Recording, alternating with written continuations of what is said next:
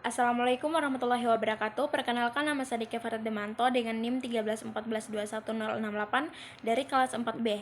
Sini saya akan menjelaskan soal menguasai dalam memilih sistem penyimpanan berdasarkan abjad, tanggal, wilayah, dan nomor. Selanjutnya, penyimpanan arsip dengan sistem abjad kronologis.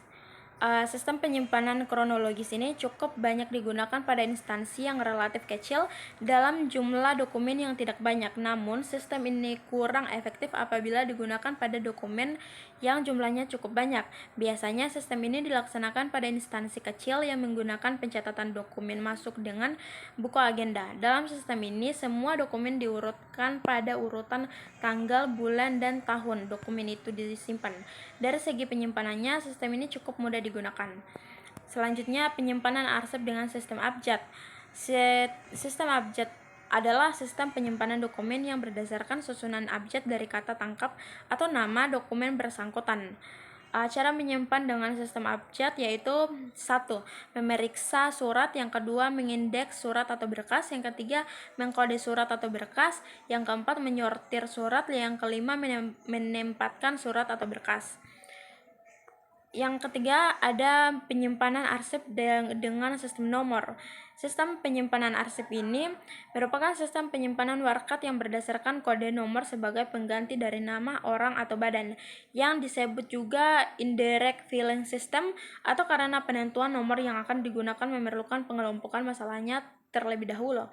Ada dua macam filing system nomor, yaitu filing system nomor Dawei, yang dimaksud nomor sistem Dewey ini juga dalam sistem ini yang harus dilakukan meliputi hal-hal berikut, yaitu merancang daftar klasifikasi nomor, menyiapkan dan menyusun perlengkapan dan penyimpanan surat.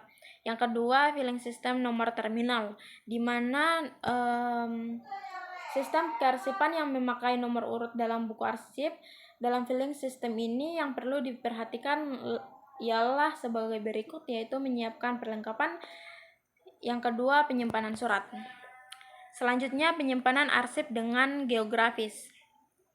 Sistem penyimpanan arsip wilayah atau geografis adalah suatu sistem penyimpanan arsip berdasarkan pembagian wilayah atau daerah yang menjadi alamat suatu surat.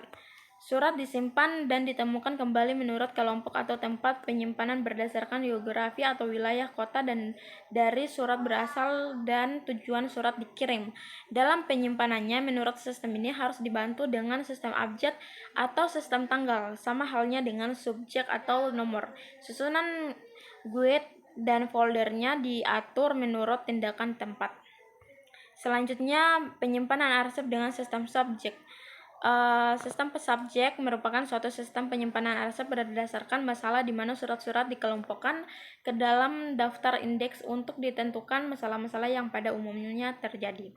Selanjutnya, penyimpanan arsip dengan sistem warna, di mana dokumen sebagai identitas atau ciri khas tertentu. Sistem warna dapat dikombinasikan dengan sistem penyimpanan yang lain, misalkan penggunaan warna untuk guide dalam folder, atau penggunaan warna dalam perlengkapan arsip yang dapat membantu kegiatan kearsipan. Dengan demikian, penggunaan warna bukan sebagai sesuatu yang utama, melainkan hanya membantu dalam penataan dokumen.